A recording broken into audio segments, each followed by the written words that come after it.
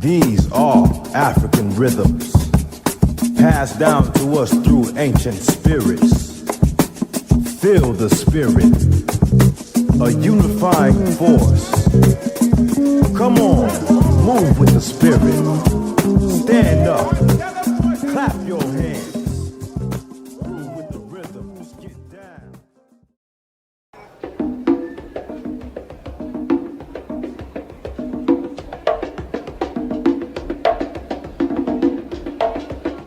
Black working-class contributions to the Cuban Revolution are immense, yet somehow often neglected in discourses around revolutionary Cuba.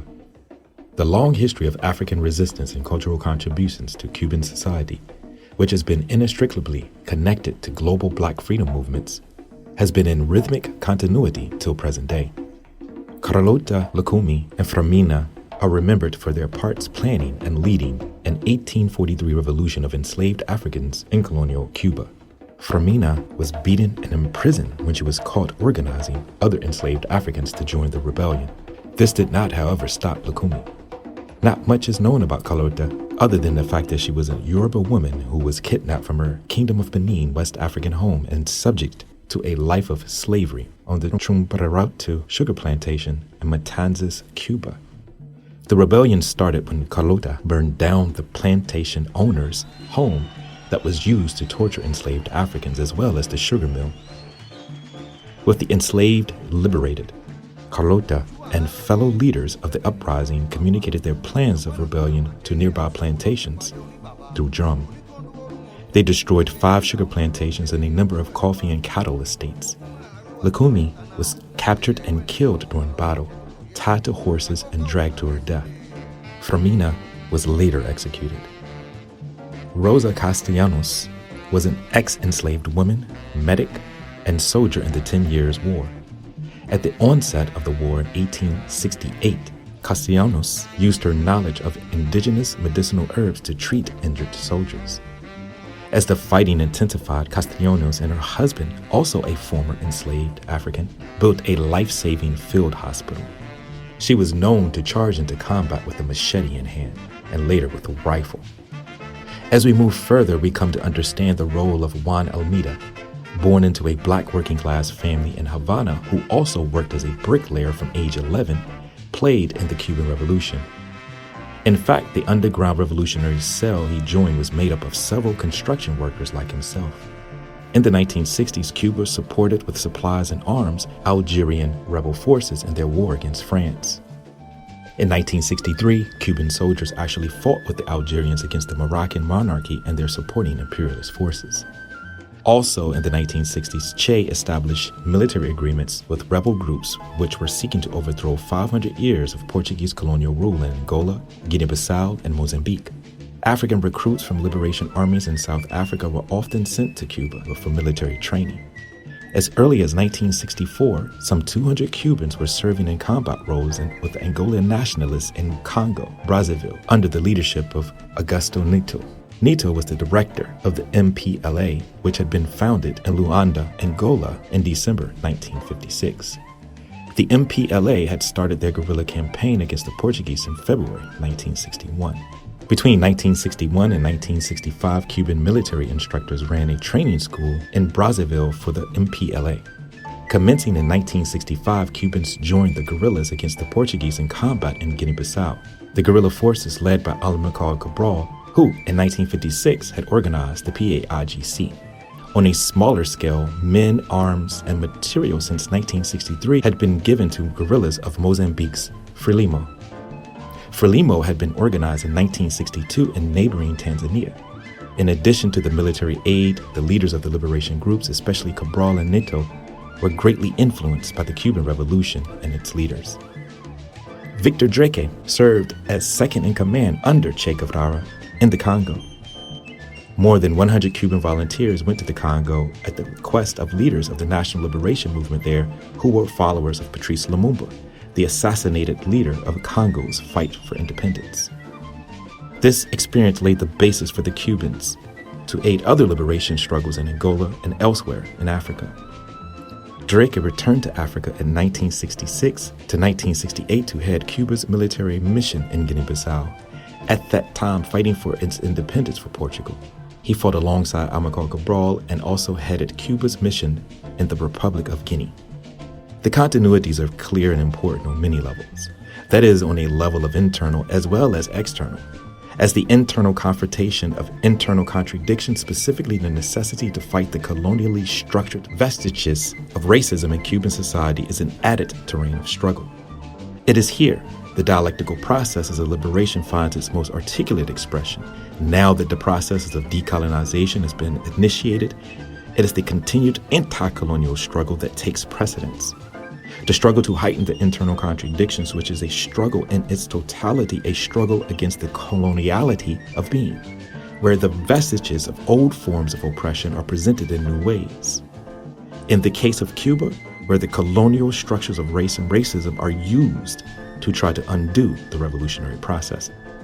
Today, we present a conversation from a few weeks ago with Pedro Sarduy, where we engage in a discussion that is in essence a mapping of the anti-colonial process through an exploration of race and revolution in Cuba from an Afro-Cuban working class perspective.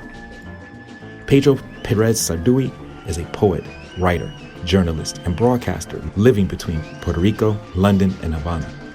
He is the author of Civilidad in 1967, Cumbite and Other Poems in 1987 and republished in 1990. He is also co-editor of Afro-Cuba, an anthology of Cuban writing on race, politics, and culture, and co-author of the anthology No Longer Invisible, Afro-Latin Americans Today. His Journal in Babylon is a series of chronicles on Britain. His first novel, The Maids of Havana, is based on his mother's life stories about pre- and post-revolutionary Havana. This is the first novel by a contemporary Afro-Cuban writer on the family life in Cuba. He has written numerous articles and other meditations on race, politics, and culture. He also is a co-author, Afro-Cuban Voices on Race and Identity in Contemporary Cuba, which is a book based on interviews with Afro-Cubans living on the island, which has been published by the University Press of Florida. Sarduy has read his work internationally and lectured regularly on race, politics, and culture at academic institutions globally. He was writer in residence at Columbia University, CUNY, Hunter College, University of Florida, University of Puerto Rico, and has been Charles McGill Fellow and visiting lecturer at Trinity College in Hartford, Connecticut, as well as Associate Fellow of the Caribbean Studies Center at London Metropolitan University. He has received a number of awards for his poetry and other work. Our show is produced today in solidarity with the Native, Indigenous, African, and Afro Descendant communities at Standing Rock, Venezuela, Corporation Jackson, Mississippi, Brazil, the Avalon Village in Detroit, Colombia, Kenya, Palestine, South Africa, Ghana, Haiti, and other places who are fighting for the protection of our land for the benefit of all peoples. Listen intently, think critically, act accordingly.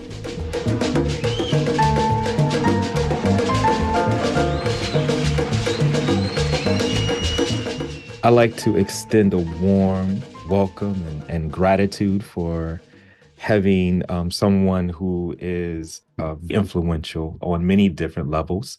He's going to be new to some of you, but a comrade and friend to others, those of you who are going to be engaging the program.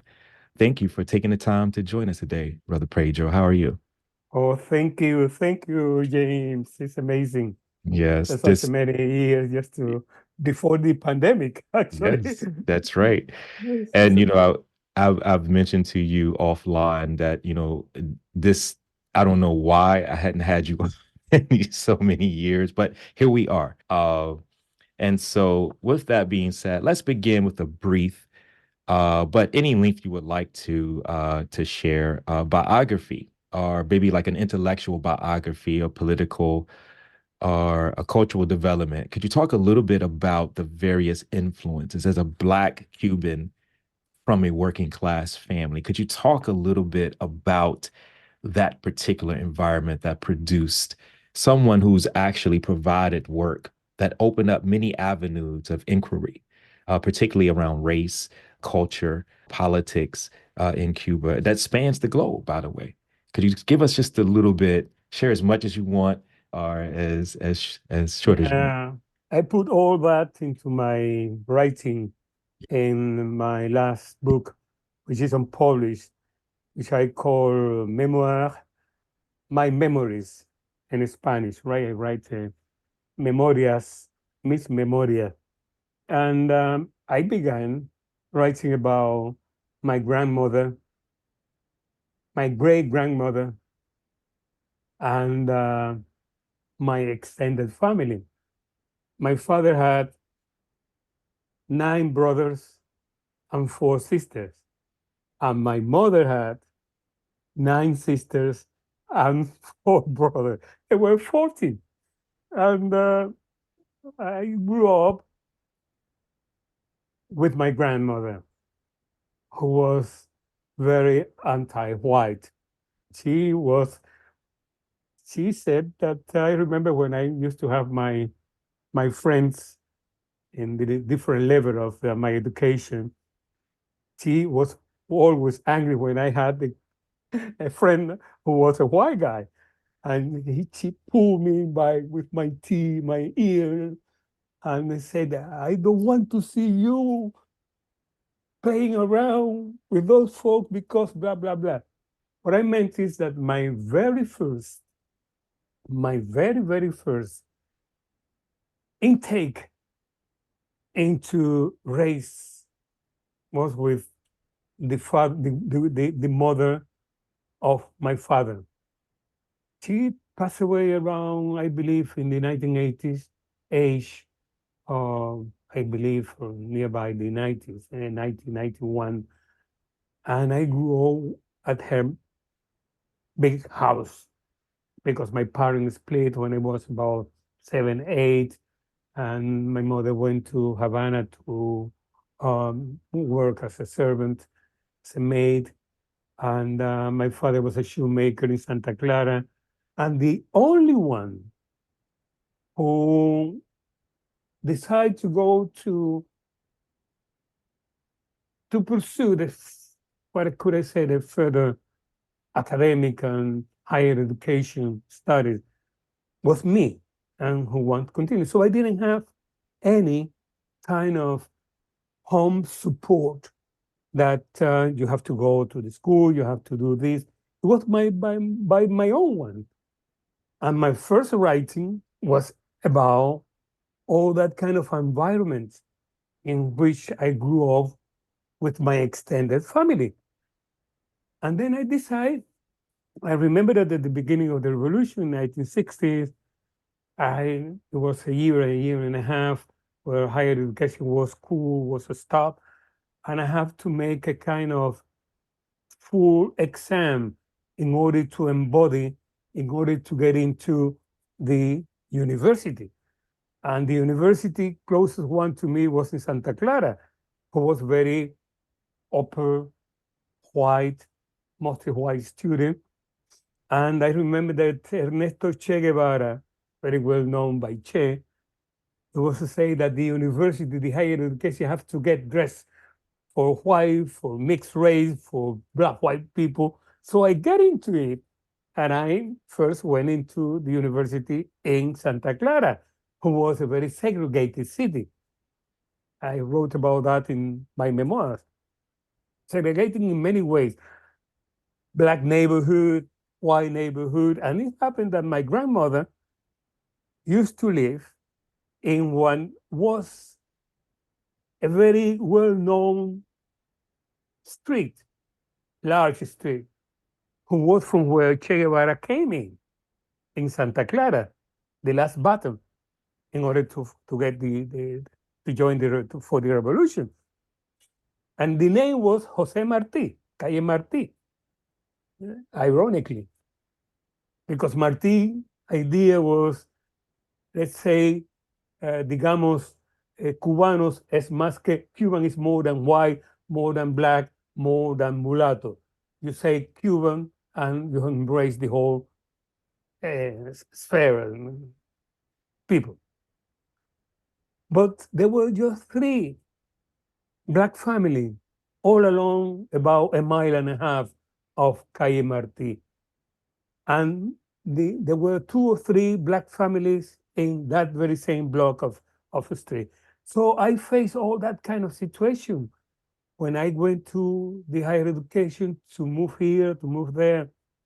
And I wanted to narrate all that kind of environment next to me. And I decided to write about that.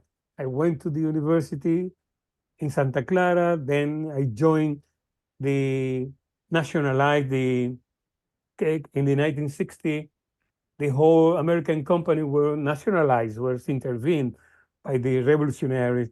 So I worked for the Cuban Telephone Company, the Cuban Telephone Company, who was owned by almost everything in Cuba by the American big capital. And I was the very first Black folks working in the night shift, which began in any of the automatic manual telephone companies, blackboard or board.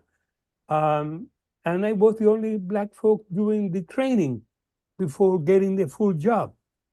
And I was making, when I finished the training, I was making more money than any of my members of the family. And I was born in 1943, so I'm talking about my 70s. I was a teenager. And I used to go very well dressed, and I have to plug into my next neighbor. And anytime I want about to plug this woman, white women used to do like that in order not to feel that I was about to touch her or feel like that. I grew up into that environment. So I put all that into my writing in one way or another. But I decided just to write about from where I come from, fighting for the situation embodied into my hometown, Santa Clara, where the square, the park, promenade, both for three kind of Cubans, local Cubans. Around the Glorieta, where the band play music, there was some white folks. The other one was for mixed race. And the one upside nearby the street was for Black folks. Could you believe a town? And then the people, I grew up in that kind of environment. It was there. I wrote something called Open Letter to Carlos Moore. And when I met Carlos Moore, Robert Williams, who went to Cuba to find out what the Castro was doing against racism. So that was after we managed just to clear the barrier of the Parque Vidal de Santa Clara. So I put all that background, and I even, James, I even didn't think that I want to be a writer. I want to write about all that sort of things without the idea. Well, I mean, I grew up in the high school, bachillerato, and there were intellectual people. I like the jazz, I like the cultural music, I like the American writer. I remember reading James Bowen when in the 60s, and I didn't have a clue who he was, but I found interesting. So I wanted to learn languages in order to read other books. So I started with Russian, I did English, I did the English I did at the university. I did French at the university, and I did Portuguese later on because I wanted to find out what was beyond the island and archipelago of Cuba. So I was involved with that kind of people. Some of the people were kind of giving kind of voluntary teaching what was good for you to read. We went into the Buddhism. We went into the ancient philosophy. We moved different way. We were a group of white, gay people, mixed race Cubans, upper middle class people, bourgeois people, all that together blend into the root of some of us. How can I put brain, nurturing what we will be able to do and to be in the near future what I did all my life, journalism and literature. And writing about my memories, I decided, whoa, when I managed just to decide to do that, if I didn't have any helping support background in my family at all. I remember that being in the bachillerato, in the high school, before the university, we call bachillerato, or in French, it's baccalaureate. And in my household, there was a ceiling lamp in the living room. And next to it was the very first room, open just with a curtain. And my granny used to go in the second bed in a big room. So she called me, she named my name and said, Ramoncito, why don't you turn off the lights? You're going to become crazy reading at this time. and I laughed about that, but she was illiterate, completely literate. So that's the way I moved and grew up into that. And since then until right now, I am embedded into all my books in one way over there. The book I bought from Cuba. I have a book over there that says Music, Ifa Divination, Black Africa, and Orin Oricha, Miles Davis over there, one of my favorite musicians. You see, I grew up in that. And my very first visit to America was in 1985. In 1985, my very first visit. And I went because a poet called Phyllis Yannick from Chicago. I went to Cuba and she wanted just to take a group, small group, 3 people, a comedian, a handicraft man, and myself, a poet. And I was already known in poetry because I won at the age of 23, 1966, a very important Casa de las Americas Prize Award. Not the first one, because the first one went into a very well-known Chilean poet, but I got the very first mention ahead of other greatest Latin American poet. And that was a name. I mean, that was, I said, that was for me the first prize. And you will be able to see some pictures that I sent to you in the book. When I was even with my suit, I have to request for a friend to lend me the suit, because at the time you have to go very well dressed to that kind of premiere. And I didn't have a penny. I was in Havana, 1966. So I continue, James, into that until right now, traveling, moving around. I've been able to have about four or five scholarships in America. I was a writing resident at Columbia University. I have a fellowship here, Rockefeller Fellowship here in Puerto Rico in 97, 98. And then I have a visiting fellowship in Hartford, Connecticut, Trinity College in Hartford, Connecticut. I move around, I travel around in the United States. I make a lot of friends in America. I learned a lot from you. And that kind of continuous nurturing is what really kept me with the thirsty of knowing more and more about our struggle, which is not the same, but it's very similar and very important. I wanted to unpack a little bit because, again, you mentioned Santa Clara, and you, in previous interviews, and you also written about this, I wanted to kind of go back and talk about the influence of that revolution on you and your generation. You were a teenager when you saw Che and Camilio and their column Come, Liberate Santa Clara, which proved to be that decisive victory. It was undoubtedly impactful on you. You once stated that I think we felt closer to Che and Camilo because of their youthfulness and enthusiasm. And, of course, knowing you, that still is there. Could you talk a little bit about, kind of seeing that? And then you eventually, I think you also talk about how it influenced you to write poetry and influenced you to write a poem about the revolution itself. Could you talk a little bit about, that influence? You were there in Yes, Santa yes. Clara. Yeah. And I saw the guy in front Yeah. of me because most of people older than me were involved in the revolution struggle. Actually, I had a cousin who was in the Sierra del Escambray in the province. But my very first poem was a love poem that I published later on in a Polish review, monthly review called Radar. But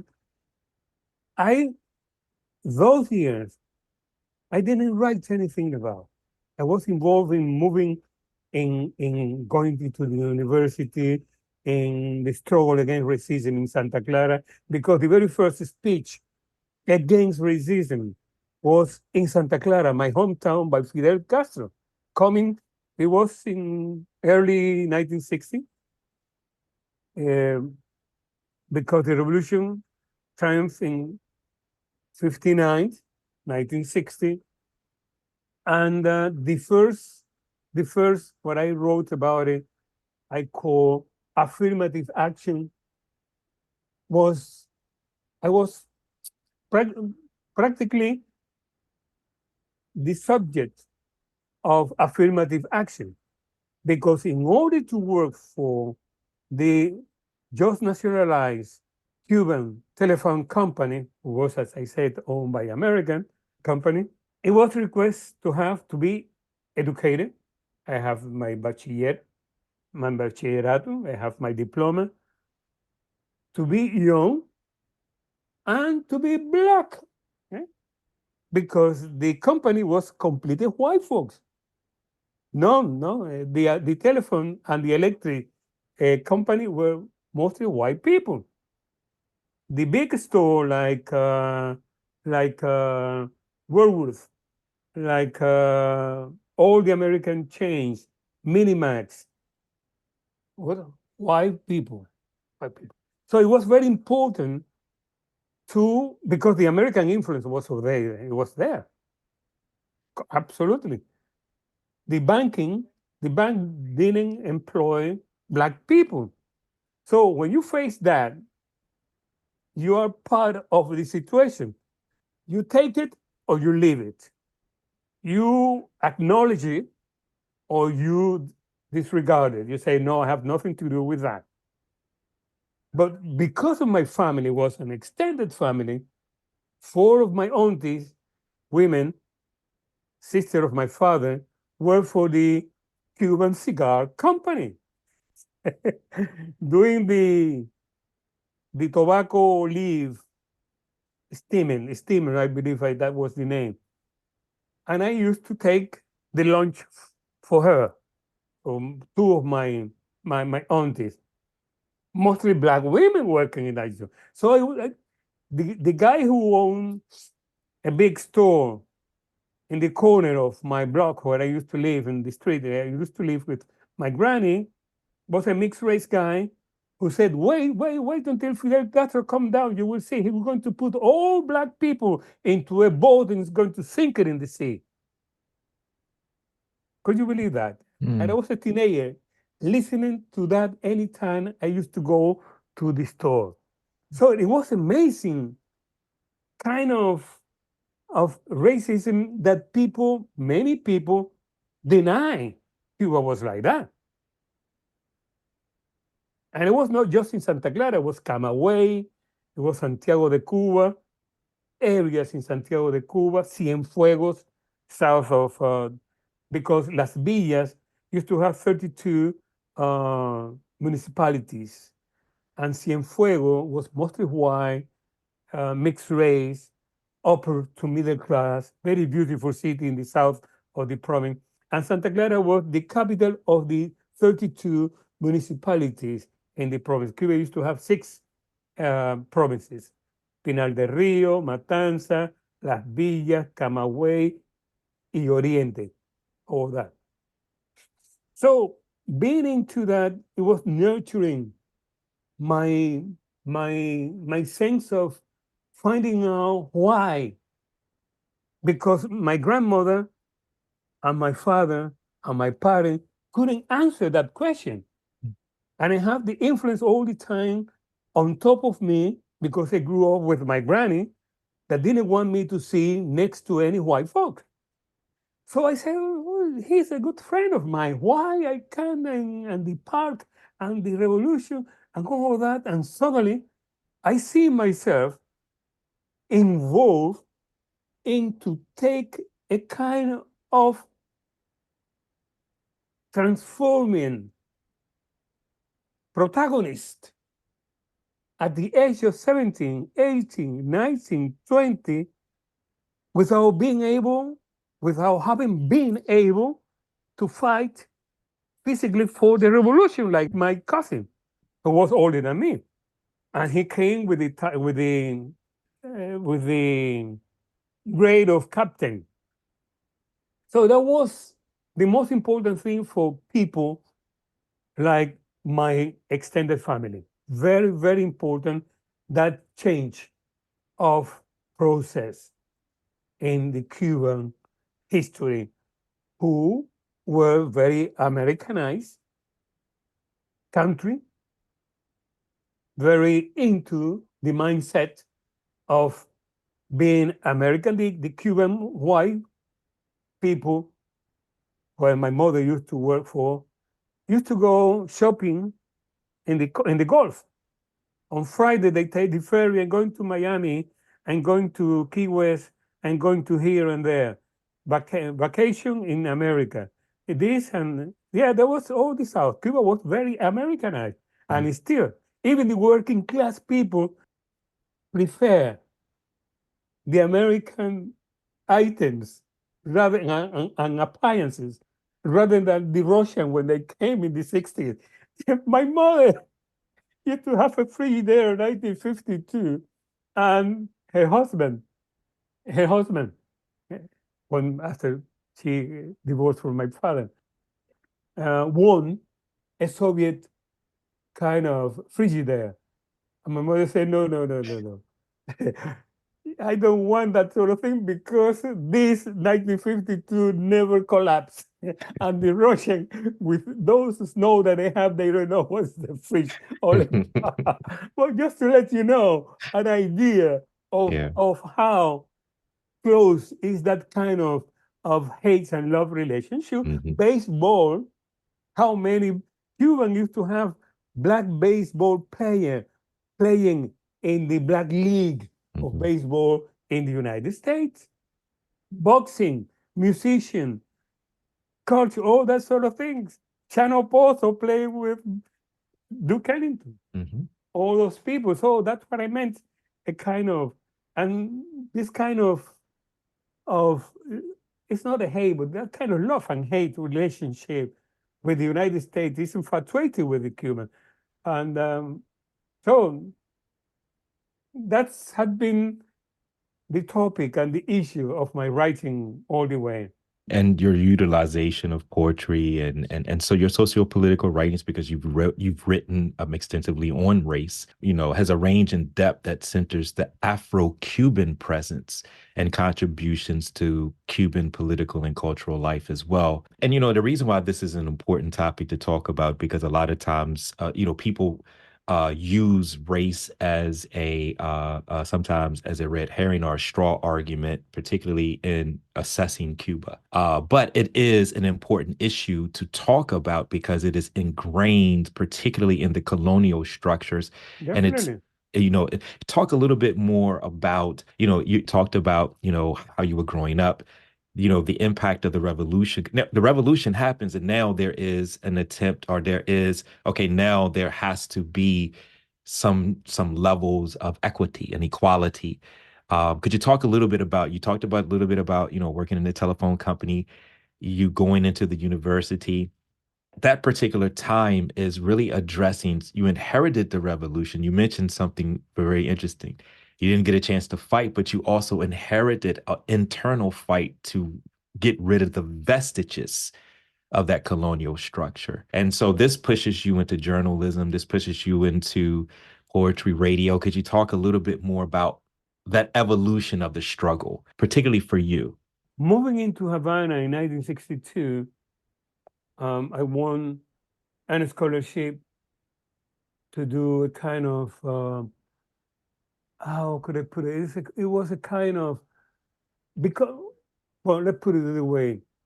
From the very beginning, culture was very important for the new leaders, above all by Fidel Castro. Sport, music, culture, embrace culture in general. Could you believe a man, a politician as such as him, involved in creating and supporting the National Cuban Ballet? Ballet, a lawyer. He was involved in ballet, creating, and this is why Cuba have this greatest school of ballet, and this is why it was white, but one of the best one Cuban dancer in ballet, which is retired, is a black guy, and now heading the company in Birmingham.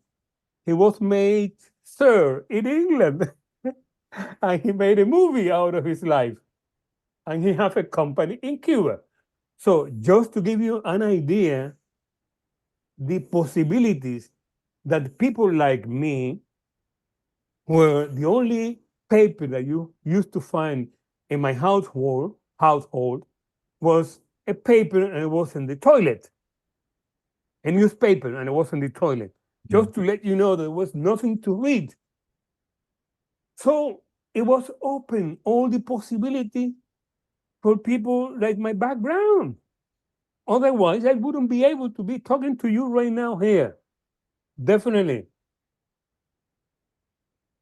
And because I went to Havana, I applied to a competition, and the competition was you have to submit a writing to be selected for nationally to take a course in Havana.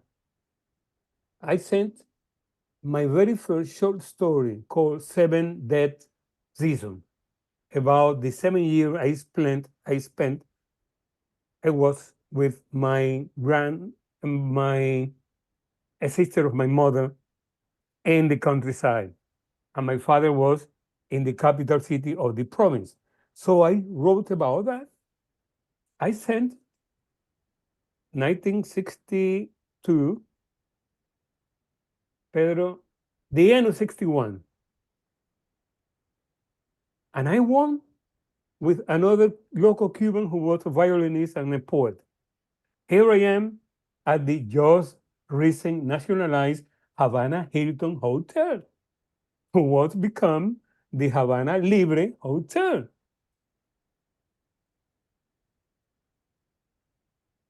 After that, I am recalling now, the first visit to Havana was running on the marathon. I was an athlete running marathon from Santiago de Cuba to Havana, and I joined the group in Santa Clara.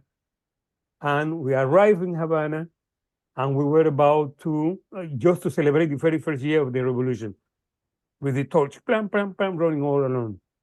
And we supposed to be staying at the recent nationalized Havana Hilton. But most of the runners and the athletes were black folks. And the guy who was still from the Hilton didn't want to send black people over there. So Camilo Cienfuegos, another guy with a long beard, came. We were outside. You remember the Havana Libre have a kind of entering the cars and leaving. Well, we were outside waiting to see what's going on, that we couldn't get into the hotel. So that was my very first visit. My second visit, because I went to see my mother in 1950s when she was working as a maid. So later on in the 60s, when I went to do the studies, one of the very first professor who became in the future my compadre, was the one who gave the name of my tour, my very first son, which is 50. He was born in 72, my elder son, Rogelio Martinez Fure, a very well-known Cuban Africanist who passed away. And the very first time that I heard intellectualizing, giving a cultural, deep, deep, deep sense of Africa and Africanism and the African diaspora, which at the time nobody talked about the Black diaspora. I'm talking about 1962, and he gave his lecture for an hour and a half, 2 hours, once a week. Rogelio Martinez Fure. He was a kind of injection into my blood to understand and to make me and many others. We were three Black folks. One is Tomás Robaina, which is in Santa Clara, writing his book. He wrote a lot about Black. The other one is a musician in Santa Clara, still alive, and myself. We were just three Black folks from the island studying that kind of thing. What can I say? He wrote plenty of books that I have here. Look at it. This was published 1988. Divan Africano, Poets of French Expression by Rogelio Martinez Fure. He wrote all in Spanish. This guy was born in 1937 and he passed away last year. So he was the kind of godfather of all of us, my generation, those who wanted to get into it. And then you say, my goodness, there is something more than the Santeria and just that landed in Cuba, which, by the way, member of my family was deep into that. Black Cubans were not used to go to church, just a minority, because Cubans have the African in which to believe, and even if I was baptized at the age of 5, I never went back as an affiliated, like the American culture people go on Sunday morning. And I remember that my first visit to Chicago, I said to one of my hosts, I want to go to a morning Sunday church. And I was, my goodness, it becomes Chicago my kind of town. Yeah, I love Chicago. And people say, but it's very cold. I said, I don't care. The very first time I went up to the south side of Chicago, oh my goodness, I was bargaining. I said, this food is what we eat in Cuba. I said to the people, and then I went to Harlem. Anyway, just to let you know that it was a kind of combination between what I discovered, and once you discover all the literature, you wanted to read Che Canta Diop, you want to go here, and you say, my goodness, there's a whole world outside that I never was mentioned to me. Why I have to do Latin and Greek, and to know the Pharaoh, and to know this and that, and to know the culture in Italy. And never anybody taught me about Africa, even at the university. I learned before at the University 60 about the Fontana di Trevi in Italy, rather than the Benin bronze. So, just to tell you how important culture was for the revolution and the need and the thirst in order to learn more and more and more and more and more and more. That you never stop. And it was free. We didn't have to pay tuition because education was free. You do whatever you want to do. You want to learn. You don't have to be member of the communist youth or the party or anything like that. The culture was there. So what you have to do is just sign in and just move into So I did English. I did English, I did French, I did Portuguese, blah, blah, blah, blah, blah, blah. I went to university and I graduated with diploma into French literature, and I love the French culture, and I love this. But then I link it out to the French, the Antilles, and I found out that there was poetry and literature written in French by Antillean people, Caribbean people, and English people. So I went to that. So I went to England later on, and I found the West Indian community over there that was disregarding Cuba, because they used to come to Cuba and say, can you cut the labor force in the eastern part of Cuba? So that kind of, I said, well, why we discriminate against them if they are part of us? Because they speak English, they speak French, they speak Creole. There's a large community of Haitian. And do you remember that when we were in Santiago de Cuba and in the eastern part of Cuba, all that kind of coffee, where we drank coffee over there, that was part of the Haitian. They were preserving that kind of landmark in Cuba. So it was a whole mixture. And then landing in America, oh my goodness, I remember in the 1980s, I used to go, I finished at Hunter College or at Columbia University, and I took the one train down to Harlem. Enjoy the Harlem culture with all the people. Yeah. This is absolutely fascinating. I mean, how does this look today? How does that particular period, the robust, access and the hunger, I've been to Cuba a number of times, particularly with you, and there is there's tons of conversations on the African presence, Cuban, this balancing act. What does it mean to be Cuban? What does it mean to be Afro-Cuban? Could you talk a little bit more? And also, how does race? Oh, no, you're talking too loud. That's true. I get enthusiastic with that. That's what I don't need. You remember at university that I didn't have a microphone. We heard you all the way back. All the way. Anyway, but that's a very interesting question, because my generation have to fight against the intolerance in that line. But now, even I remember when I was working for the radio in Cuba, people really shout me on the street because I have an afro. Because I come from that generation of the Black is Beautiful, who was spread out everywhere. And being Black, working in a radio station, in a radio, the main radio station opposite, collateral to the Havana Libre, a huge building over there. And there were no Black journalists, and there were no Black actors or actresses, just a few.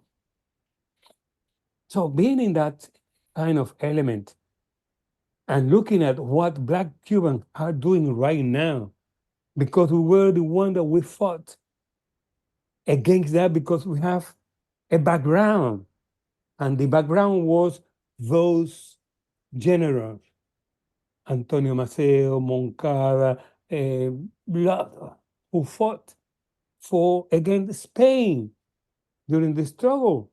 So whenever they wanted us to putting off aside, we raised our voice, and we fought for that. So now it's totally different. The very first couple on a main newscast broadcasting emission is right now in Cuba at 8 o'clock. It wasn't a kind of, how could I put it?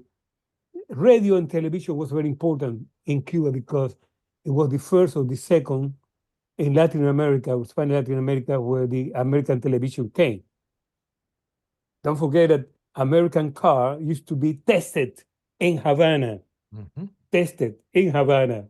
So everything was American, cars, everything. 1950-something, the television in Cuba, in Havana, no Black people anywhere. And now you see Black women and men proud to shout out, we are Black Afro-Cubanos. And this came because there was a background struggle that began with people like me, my generation. In one way or another, we drop a grain, a drop of sand against and fighting for, and we didn't relinquish. And wherever we are, friends of mine, musicians who fought against the forbidding the prohibition of playing jazz in Cuba in the 1960s, in the 1970s, jazz was something like, this is the culture of the imperialism. I say, no, this is the music of the American Black folks.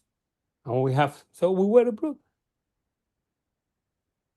Very well-known name like Chucho Valdez, for instance, or Paquito de Rivera. And we say, don't forget that Chano Pozo playing with Duke Ellington. And we defending the jazz is part of our culture. Now, jazz festival in Cuba every year. And I was living in England when I covered the very first jazz festival about 30 years ago. And it was amazing to see all that. There's a Cuban saxophonist and trumpeter and flutist who play with Duke Ellington in Cuba. No, Duke Ellington, no. I'm talking about the other. Dizzy Gillespie. Yeah. Dizzy Gillespie. So what I'm saying is that it's a different kind of blue, what we have right now in Cuba. Jazz festival in Santiago de Cuba, in Havana. And we were part of that fighting back when the prohibition or the kind of disregarding that kind of imperialism music. We were against that kind of state of mind, set of mind of many people involved in that. The writing, the poetry, the music, above all the culture. What can I say? I remember in Havana, I listened to, when I get to work, I began to work for the radio in Havana in 1965, next to there were another station from where the American Robert Williams. Robert F. Oh, you're talking about Radio Free Dixie. Radio That's Free right. Dixie. That's right. That's right. Okay. So yes. I'm with you. Go ahead. We were close. My radio station. Yes. Or station was 2 blocks away from where Radio Free Dixie was. Right. I never met him personally, but yes, because he was really, nobody knows where he is, where he was, right. What he doing. But Radio Free Dixie was over there, which is right now Radio Havana, Cuba. Anyway, all that period really helped out in order to move forward into that kind of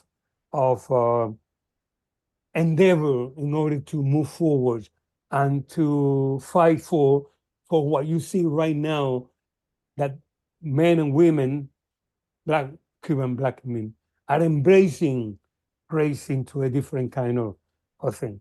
And so, today that's just a little bit more clearly, like what does that look like in the context of today? I haven't had a chance to obviously to be back, since COVID, but I'm planning to, return as soon as I can. Because, I mean, again, this notion, because race looks different, particularly, or is practiced in a particular way outside of the United States, because a lot of times people think about race from a United States perspective in a very, very linear structure, linear way. They're not really necessarily understanding the nuances, the colonial structures, although race, of course, was produced through a settler colonial structure. Because I think it's important to really, because you do this a lot in the context of symbolisms of race in Cuba, because you're going to be traveling soon and giving presentations and talks at various places about this particular issue. And again, I think it's, again, I reiterate this, a lot of times people try to use this to undermine progress that Cuba has made, even on the issue of race, given that it's been free from, what, 60, only 60 some years, I think it is at this particular point. So they're not really clear on what's happening. They're only looking at the propaganda there, which is very, very narrow, very loaded. Um, you are very clear the deep presence of, we've done a lot of programs and a lot of things on the deep presence of Africa in Cuba itself. It's always been there. The relationship between people of African descent here in the United States. I'm just, Esteban Morales done a lot of work on this. He's passed, obviously passed away about a year or so ago. Could you talk a little bit about, this symbolisms of race as you turn it, just a little bit more clarity on how is the question of race dealt with today, particularly with young folk, or you talked about the older generation and the fighting, but how is this being played out? I would say maybe in Santiago, because I mean, you're talking about Oriente, you're talking about Havana, because the different regions become important as well. Santa Clara, Camagüey, all of them have, large Black African working class presence that's always been there. More of a Well, first of all, there were two countries that the slavery period was closed very late in the 19th century: Cuba and Brazil. Brazil 86, no, Cuba 86, Brazil 87. 88. 88. Mhm. And you find the similarities in cultural terms with Brazil, none with anything else at all. And I've been to Bahia, I've been to Rio, I've been to Sao Paulo, and the same racist terminology and languages is used in both islands. And I was in Pelourinho, where I saw a church down that neighborhood in Bahia. That was the only place where Black folks could find shelter, a church. Cuba and the Cuban Black folks didn't have the chance to find any shelter in the church at all.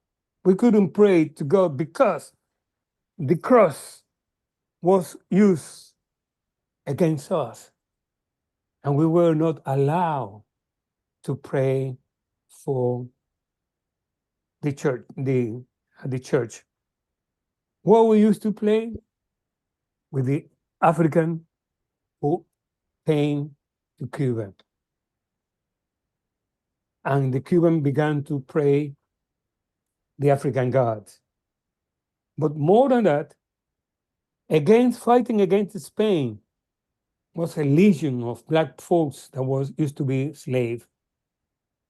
And they end the struggle when the American intervened with the grade of generals. We have the Maceo, we have the Moncada, general, the same level.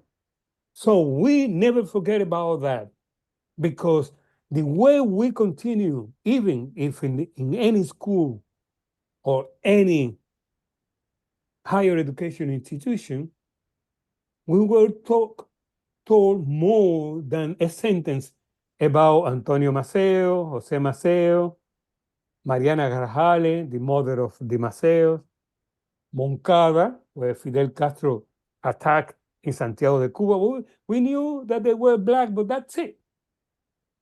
Because it was hijacked, the concept of cubanía, Cubaness, Cubanidad, Cuba. White folks wanted just to engage Cuba, and yeah, we have a bunch of black over there until 1958. That was why the black people embraced even those who were in the Socialist Party, who was mostly black because of the redeem of the struggle, because they were working class people like my family. But the revolution opened this space very clear, the university for everyone who wanted to go, education, and began the education. And then, as I told you, I learned about my background, because none of my uncle or my parents, they were just working labor force. They didn't have time to read anything about nothing. They were enclosed, embodied, encircled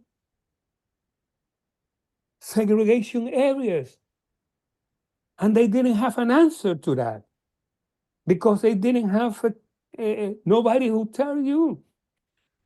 Because in the very beginning of the 19th century, those generals who fought against Spain were really massacred, physically killed. In a way, when they tried just to request a general cleaning the streets in old Havana and requesting one of the new president, hey, Presidente, here I am, cleaning the streets, and I'm a general. How dare you to tell me that in the street? Bah, bah, bah, bah. Nobody protested against that. So we came from that kind of background in a way that we have to embrace our blackness very quiet and silent, because Cuba was not segregated in the American way. Because in the 60s, when it's still the situation, when you better than me, the situation was totally different.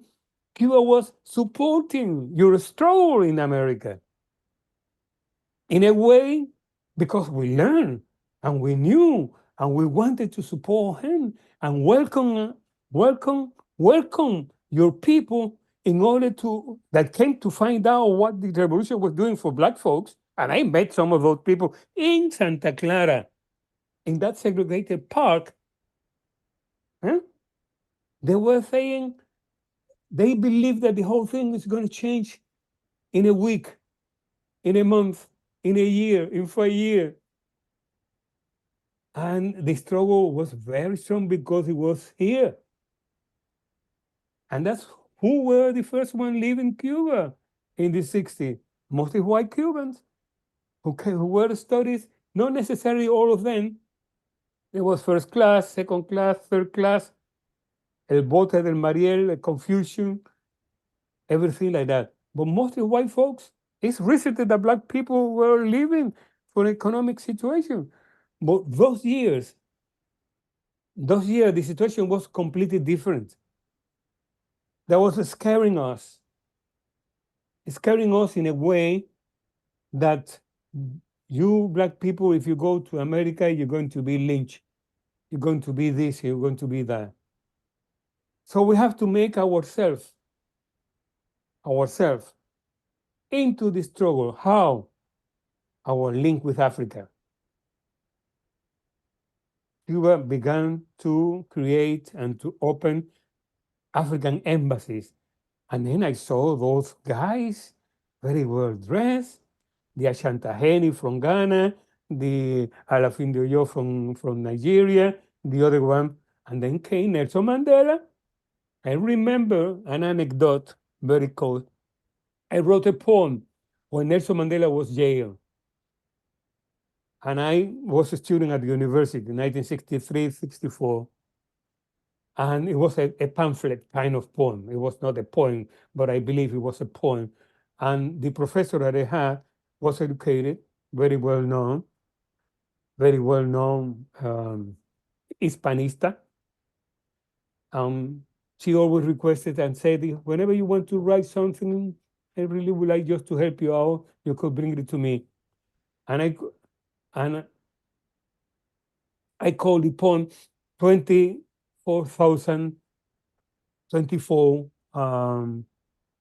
Lashes. Slashes. 24,000 slashes.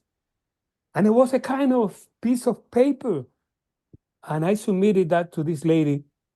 And 3 or 4 days later on, she came to me and she said, if you want to be a poet, you have to tear this poem, this thing that you call poem, in front of me. I did it very quick because I was offended. I said, my goodness, I thought I wrote the big poem. But anyway, we were involved into that kind of movement. And then Fidel King would say loud and clear in the Revolution Square, we are a Latin African people. Un pueblo latino-africano. Never heard about that from an upper class guy. Why? Like Fidel Castro, whose father used to own Haitian working in the farm that they had in Oriente province. And then say, me too, I would like to fight against apartheid. Our lesson were not a kind of lecturing lesson. It was a practical, very pragmatic lesson of who we are and why we have to fight for. We welcome those African American coming, Afro-Norteamericano coming to Cuba during the Huey P. Newton situation, and the other one that I mentioned, Robert Williams, people coming from the left coming to Cuba, mostly Black people. Mm-hmm. So what about the 1966 Tricontinental Conference? Intercontinental. Yeah. Mm-hmm. My goodness, I was working as a journalist. I couldn't believe it to see all those people. People that you read about that they existed somewhere. But it was amazing, James, amazing. And I worked for different conferences, but to be involved in that kind of how do you say, identity, to look that we have brothers and sisters who speak other languages, and we want to embrace them because you are supporting us, and we want to support you this struggle. So that was very clever and very important. So we were not 100% conscient that we were improving our knowledge about the world, but in practice, we were doing that kind of thing. So it was not a lecturing. It was a kind, the Fidel speeches, but then you have the reality in Cuba. You have the reality that you face. What was the reality you face? Working for the radio in Cuba with my Afro, and they didn't want to allow me to go back to work, even with my press ID, until I shot my hair, because that kind of silly thing. The hair was very important. I said to my boss, I don't want to cut my hair because I don't like it. I said, you want to, because of your hair, because black is beautiful. It was spread out in Cuba. So you too want to have your hair because, and I have a picture of that into my magazine. So it was not a conscious way of preaching the Africanness.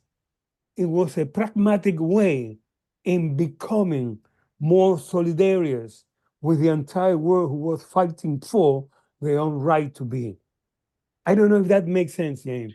It makes perfect sense, because I'm also, as I'm talking and thinking and listening to you, there's so much that we can unpack a bit, particularly for your experiences and your memories. We're not going to do that, because I do want to honor your time, and I don't want this to be the last time but this is not going to be the last time. But, no, it makes perfect sense. In the context of just, the experiential development or of knowledge of who you are, right? Because it's there, it's around you. We didn't even really get specifically into the Maids of Havana, the book that you wrote, right?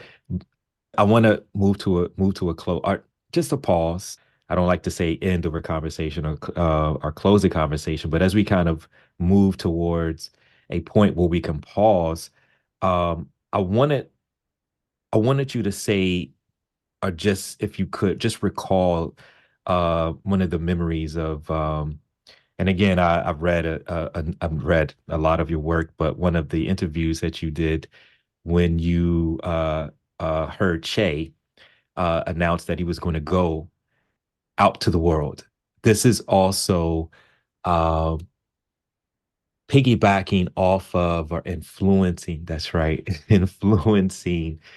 um, influencing you to be who you are, like to go into the world. So Che was very influential in that as well. Um, yeah, just I think that's a good way to pause our conversation about, because you opened up that particular space. If you want, please, you can read a little bit of if you like. Well, I could send it to you. Yeah, I have it, but could you talk a little bit about just recall? Yeah. Yeah. How could I put it? Because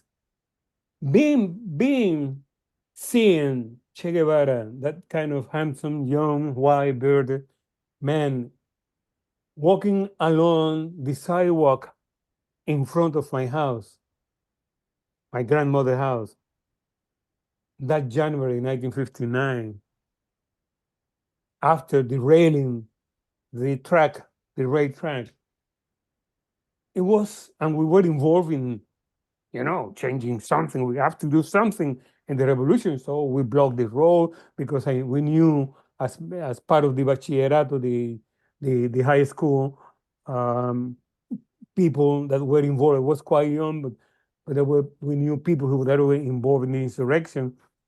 But it was amazing. The whole block paralyzing that kind of man. The guns, and he was kind of walking along. He was not doing he was looking, saying that kind of thing. It's unforgettable. I mean, I can't forget that. Every time I mention about that, I say, my goodness, I'm reviving that kind of thing. So it was very important because the day before, my cousin arrived with the grade of captain because he was in the Sierra del Escambray, which is the mountains in the central part of Cuba, nearby Santa Clara. So it was an association. And I said to myself, my goodness, I really would love to be his age. He was about 5 years age, but for a teenager, 5 years is a lot of years. He was older than me. And he was involved in that kind of a struggle. But I associated Che Guevara, my cousin, who was Black, involved with all of them were really huge hair, involved in that. I didn't associate it, but mentally, I saw the image. So if my cousin is involved in this, and Che Guevara is involved in this, and Che Guevara liberates from we used to call motherfucking people in Santa Clara who were racist against me, and Fidel have captain, a comandante, Almeida, Black over there, and he gave a speech in Santa Clara who was segregated, then you have to make your own conclusion. This revolution is for me, it's for my people. And then later on, as I mentioned, I was called to join the nationalized Cuban telephone company, where we knew that every big business, stores, shop, banking, belonged to white folks and leading by white folks and was American. So it was 2 and 2 is 4. Something is happening that we have to support this thinking. And then within the years, within the month, within the year, because everything was very fast. Every day, everything, every day, something new was happening all along 3 to 4 to 5 years. The missile crisis, 62, I was in Havana, studying in Havana. So, and you never stop every day. The sabotage against the Cuban Revolution, the blockade, the beginning of the blockade, the embargo during Kennedy, the Bay of Pigs invasion, that I have to knock at the door of the people over there with my fusil, guarding the people. We know that you are a counter-revolutionary, so we have to keep an eye on you. All that thing in 1961. 1962, the missile crisis started in Havana. 1963, then I stopped. I just joined the university. My second year in Havana, because I did one in Santa Clara, the University of Santa Clara. But all the years, 59, 60, 61, 62, 63, I worked for a year and a half, and 65, 63 to Havana, and then I began moving into higher education. Okay, all these 3 to 4 years, it was a pragmatic learning that something positive have to be supported, have to be happening that is for us, or not for us. We are included. Because none of my family, as I tell you, had the possibility even to have a paper or someone that could tell you something about what was going on. My two grandmothers, I remember the father of my mother, but my two grandmothers, I remember very well, and my great granny as well. It was about 5 to 8, 5 to 7. They were illiterate, physically illiterate. They even could single out that was the A or the B or the C. They didn't care. Nobody cared. Nobody cares about them. So when you find a government, leaders that are talking about, this is you, this is yours. I didn't know that was mine. This is yours. You could go, you could learn, you could, and I say, it was a pragmatic thing. It was not a lecturing, it was opening. The clubs, when I did my training, of telephone, was next to the Santa Clara Yacht Club. Santa Clara, the Yacht Club was for lower middle class, but white folks. And then you have other one, the status continue for black folks. And the black people have, like in the Maids of Havana, you have just for black working class, you have to behave, you have to be nice, you have to be, to have a job. And then the upper black class, lawyers, some doctors, and mixed race people, is to go to Gran Maceo, the Great Maceo, based upon Antonio Maceo. But ironically, they don't accept people, working class black people. So that kind of country. And then you have El Gran Liceo, who was for Peninsulares, the people from Spain. And then you have the other club for middle class white folks. And that was in all small towns, all along Cuba. So all that was eliminated. Something else became. And then there were practical things, very, very tangible elements that make you feel that you were included in a different kind of process. I haven't talked for such a long time, 4 weeks, so my No. voice is cracking.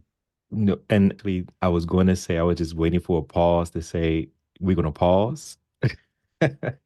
um, Thank you very much for spending time and yeah, thank you for I don't know what to say because this is like I said very very good for me. Again, I've known you. I've come to know you even more over the years. You were very instrumental in exposing students to Cuba. Going from Santiago to Havana, That was an us, amazing trip. you It's know, amazing. stopping in Santa Clara, to see, all of the thing, everything. And Yeah. again, this is not, again, this is not the last time. There's things that I'm working on that I will obviously include you in, but also I will be, obviously bringing some more students to Cuba as well. But thank you. I just wanted to say thank you again for taking the time as we pause this part of the conversation because there's so much more. But I don't want to honor your time and also your voice. Anytime, anytime. Just like coming out, as I said, I was without voice completely Yeah, out. yeah, And so I have to clean up my throat. yeah. But I managed just to have that kind of talk to you. And I'm passionate because I was part of it. And your question provoked a kind of background, something that I put in writing in my book, right? Yeah, right, But right. it's not the same. This is the first time I talk about that Yeah, yeah, openly in such a recording interview yeah.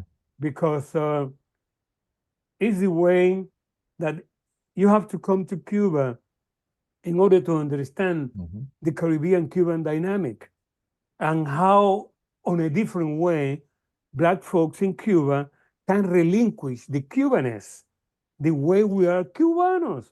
So we use the way Afro-Cubano for literature, for art, for culture, whatsoever. And because the practicing of the religion, which is Abacuá, is Santeria, is Sarará, is Palomonte, like the Brazilian. And there was a literature, there was sound, that this is a way of being Black in Cuba, like in America. And when I faced, as I said, I just choqué with African American culture in the States. I say, my goodness, I remember this, just a clue. I went to Oakland, California, and some of my friends took me to a jazz club. And they didn't know that we used to dance jazz in Cuba in the 50s and in the 60s. Dance jazz. So it was a competition. And the people began, and I woke up and I said, I want to dance. You Cuban, you are salsa. No, we used to dance.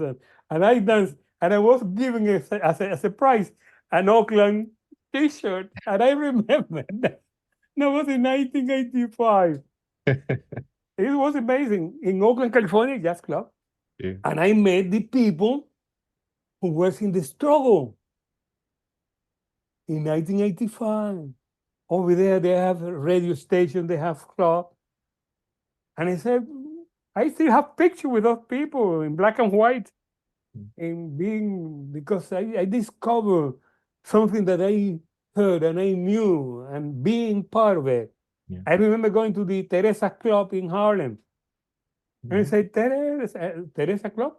No, Teresa in Chicago. In Chicago. In Harlem was something different, or the other way around. I think Teresa Club was in Harlem. Yeah, it was in the Teresa Hotel. No, no, No, no. the club. Okay, It's a club. And okay. when I first heard about soul food, Oh, I say, oh, look, I haven't been there.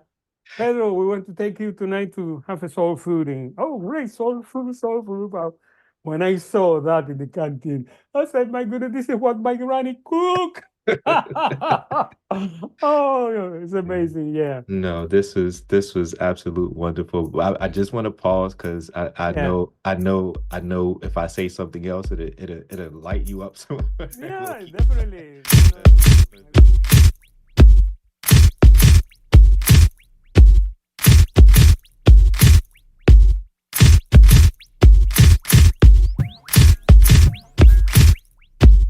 That's it for Africa World Now Project for this week. I would like to thank you for joining us today and look forward to spending time with you next week. Follow us on Twitter at AFWRLDNWPRJ. Instagram at Africa World Now Project. Access to our other media platforms can be reached through the bios of our social media. I'm your host and producer, James Pope. The Africa World Now Project Collective consists of international media journalist, executive producer, and human rights activist, Muiza Muntali, Africa World Now Project media correspondent, Funa Ngonda, senior research, content contributor, and production director, Dr. Tasneem Siddiqui, senior research, content contributor, and production associate, Dr. Josh Myers, associate producer and content contributor, Dr. Keisha Khan Perry, content contributor and filmmaker, Kurt Waterson, technology advisor is Byron Gray of Grayworks Technologies, and creative directors, international creative and artist designer Tabassum Siddiqui and Judah Pope. Africa World Now Project can be heard every Wednesday at 7 p.m. on WSNC, NPR affiliate and broadcast service of Winston-Salem State University. Programs are archived and available on all podcast platforms. Search Africa World Now Project. Until next week, be safe, be peaceful, and above all, be intelligent. To dance on the floor in the round, that is our mission. No sitting, getting fit and shit. Enjoy your Jew with them niggas from the dudes. With a black space flow, black cat, freestyle, big road, fly.